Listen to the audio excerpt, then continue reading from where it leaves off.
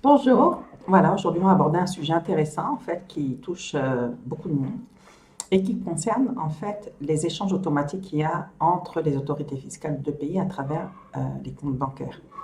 Bon, c'est quelque chose dont on a entendu beaucoup parler. En Israël, ça s'est mis en place à partir de janvier 2020. Ça a été quelque peu, on va dire, ralenti par le fait du Covid.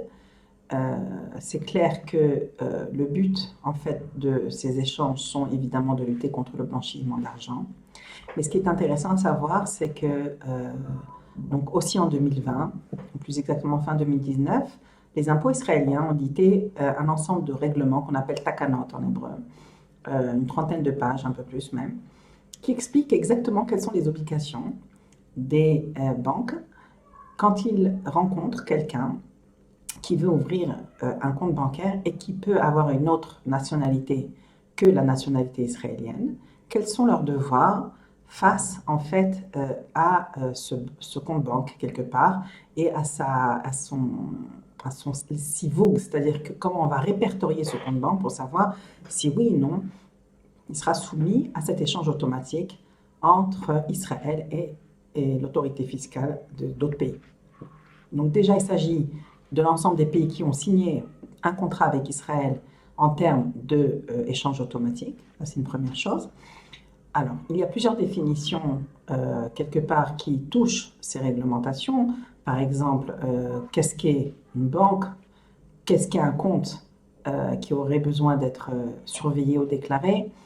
Quelle est la personne qui serait supposée d'être en fait une personne, ce qu'on appelle Toshevet Zara, c'est-à-dire résident étranger, et ainsi de suite. Il y a plusieurs définitions qui sont faites au début.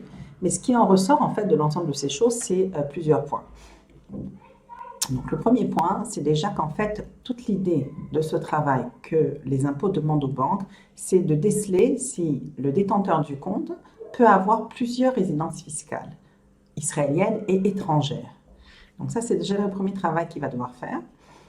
Sachant que l'importance du compte, c'est-à-dire que si le compte, il y a définition en fait de deux types de comptes. Un compte qui serait ce qu'on appelle de RR Gavoa, donc de montant élevé, dont l'ensemble des comptes détenus par cette même personne dépasserait le million de dollars au 31 décembre d'une année X, déjà depuis 2018, mais après bien évidemment. Si pendant l'année, dans les 90 jours où ça a été fait le changement, on a vu qu'il y a eu un apport d'argent, il rentre lui aussi encore une fois dans un niveau type de catégorie comme étant de RR Gavois, il était à 600 000 dollars, il est passé à 1,3 million de dollars à l'espace d'une période.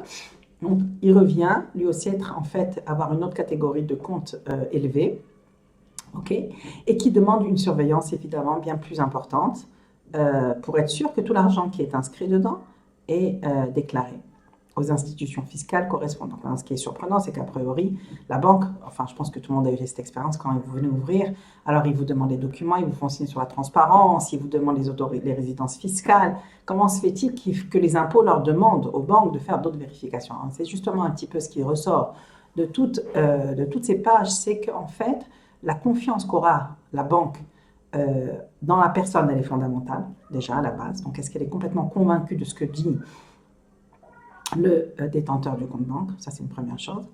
Et que ici, il s'agit d'un compte qui a une valeur élevée, c'est clair qu'elle doit prendre des mesures supplémentaires de vérification et de surveillance, à la limite, à l'insu du détenteur de compte. Ça va se traduire par une recherche Internet de ses adresses réelles, y compris boîte postale, des téléphones.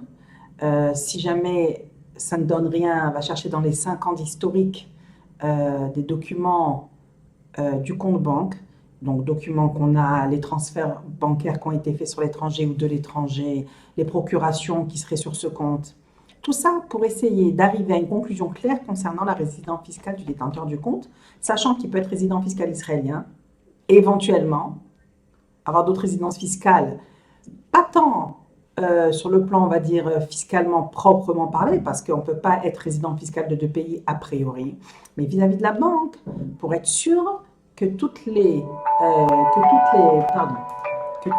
informations ont bien été déclarées. Donc, et tous les revenus ont bien été déclarés. Donc, effectivement, dans les autorités fiscales correspondantes. Donc déjà, il faut bien comprendre que la confiance qu'il y a avec le détenteur fiscal du compte est importante, mais que malgré ça, d'autres vérifications vont être faites sur les adresses, sur les téléphones, sur les procurations, sur les transferts, sur les historiques d'informations, sur la façon dont le compte était ouvert, et ainsi de suite. Si jamais la banque avait un doute sur sur la résidence fiscale du détenteur du compte et qu'elle voudrait le changer, malgré toutes les preuves qui ont été apportées, elle a 30 jours pour, d'abord, elle doit lui en faire, donc elle doit l'informer 30 jours avant de faire le changement pour que, évidemment, la personne, le détenteur de compte, puisse venir et en parler. Donc ça, c'est une première chose. Mais ce qui est aussi intéressant de savoir, c'est est-ce que les comptes des Olim Khadashim, qui eux-mêmes sont devenus résidents fiscaux israéliens, qui n'ont a priori plus de résidence fiscale extérieure, mais qui bénéficient de 10 ans d'exemption sur tout ce qui est revenu produit à l'étranger, d'après le fisc israélien, est-ce que leur compte est soumis à la même vérification, est soumis à la même méfiance, on va dire, ou surveillance? Est-ce que, par exemple, si un Oleh Hadash fait un transfert de compte de l'étranger sur Israël pour des montants importants et qui vont faire que le total cumulé de tous ces comptes dépasserait le million de dollars, est-ce que ça le rendrait un petit peu dans le collimateur, non seulement de la banque, mais peut-être même des impôts israéliens, et donc déclenchant des contrôles fiscaux du type déclaration de patrimoine, déclaration des revenus, des choses comme ça. A priori, on a trouvé dans les règlements des impôts aucune chose écrite qui concerne ce sujet concernant les résidents israéliens. La seule chose que ça peut alerter des transferts élevés peuvent être en fait plus ou moins, la banque a une obligation de le déclarer, mais ce n'est pas uniquement de le déclarer par rapport au fisc, mais plutôt à la police. Contre le blanchiment d'argent, dans le sens la source de l'argent ne pourrait venir. Maintenant, est-ce que concrètement, sur le terrain, véritablement, ça ne déclenche pas des contrôles fiscaux supplémentaires? Après avoir fait le tour un peu de différentes expériences, de différents confrères, avec mon expérience moi-même, on entend un petit peu tout, sachant que malgré tout, on arriverait à une sorte de conclusion où il n'y a pas véritablement de contrôle automatique, mais que c'est tout à fait un risque et ça peut déclencher un contrôle fiscal, malgré que les personnes qui fassent le transfert, qui soient donc Olim Khadashim, ne soient en fait pas inscrits ou n'aient pas ouvert de dossier aux impôts en Israël. Donc voilà, c'est important que vous sachiez comment ça fonctionne, que toutes ces choses, toutes ces vérifications que font les banques, en fait, sont quelque part, reçoivent des instructions des autorités fiscales et que les choses ne sont pas neutres et que c'est important de faire bien attention à ce que tout soit déclaré et en fait correspondant aux régulations en vigueur. Voilà. Alors bon courage et à très bientôt.